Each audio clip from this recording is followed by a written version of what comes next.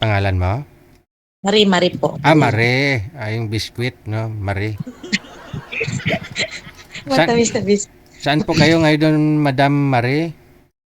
Bataan po. Sa Bataan. Okay. Wala ho kang asawa? Wala po. Bakit? Nangapit bahay po. May asawa pero naghiwalay na kayo. Opo.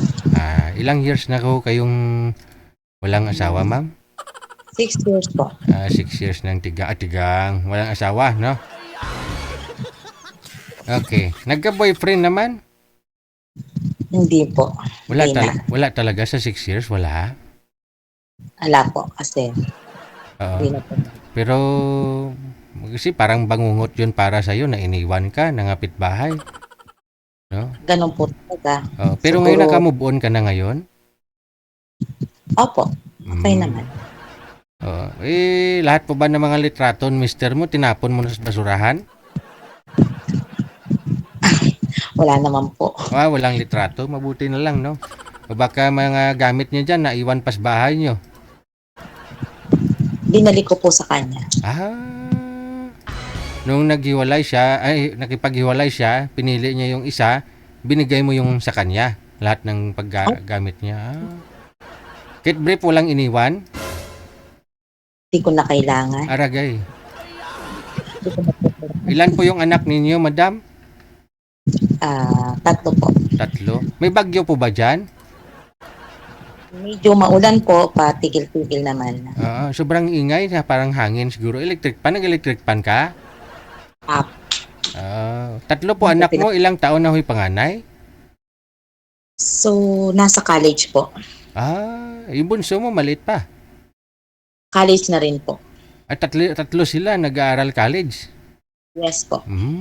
So, anong trabaho mo? Paano mo natustusan pangailangan ng 3 mong kolehiyo? Dati po akong OFW. Ngayon? Business po. Anong business po ninyo dyan? Rice and mill po. Bigasan po. Sarili nyo, namimili kayong palay, tapos may dryer kayo, gilingin ninyo? Binebenta. Galing ha. Pero may may sa rice mill, may mga tao ka rin.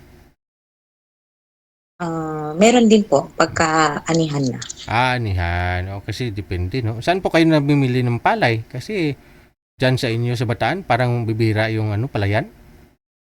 Marami po dito sa bandang Bataan ng palayan. Halos kumukuha Bulacan, mga ganun po. Okay. Dinadayo ninyo sa Bulacan? Yung po mga tracking. Mga truck na kumukuha. Okay. Ayun, diskarte, no? Para di ka na mag-abroad, no? Yung kikitain mo sa abroad, kinikita mo rin naman dyan? Kailangan kasi pagka ganun po, tutok ka sa mga anak mo kasi mahirap pag malayo. Correct. Lalo't kumain na sila. No? Kasi baka mag-iba ng landas, no? Talagang kailangan ng gabay pa ng magulang. Pero tatay nila nagpaparamdam pa, madam? Hindi na? Medyo tumatawag naman po sa kanila pero Support? okay lang. Opo, parang best friend kami, kaibigan. Okay. No? Okay naman po sa akin kasi gano'n naman po talaga pag hindi na masaya yung isang tao sa'yo. Okay. Ngayon, ano naman po ang gusto mo? Dito sa programa natin, naghanap ka ng pangasawa? Pwede naman po kasi dapat kilalanin muna. Tapos? Yun lang po. Okay, sige. Ilang taon na daw po kayo, madam? 51. 51 na. Saan po kayo sa Bataan, ma'am? Balanga, Bataan. Balanga, Bataan. Maganda mga tourist spot dyan, no? Sa Balanga. Okay. Okay, sige. Huwag mo ipatong sa lamisa, ma'am, ha? Bumabalik po yung audio. Masakit sa tainga. Mamaya, pag may makausap na po kayo, ma'am, ha? Iangat nyo lang po ang cellphone. Huwag nyo ipatong, ha? Okay, standby lang po sa linya.